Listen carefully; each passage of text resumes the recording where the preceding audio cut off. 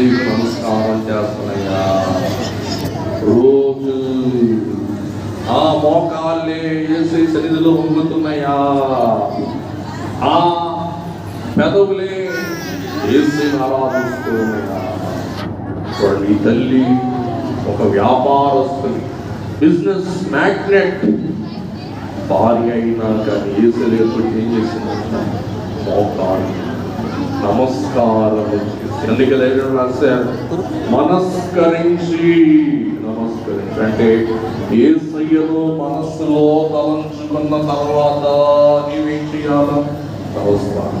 దేవుడున్నారా, రోజు నీవు యేసయ్యకు నమస్కారం చేస్తే నీవు నీ వరుసలో ఒక దానవు. గమనించండి, మోక. రెండవది అఘోరించు.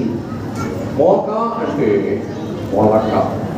గమనించండి, మన పిల్లలు మోక అంటే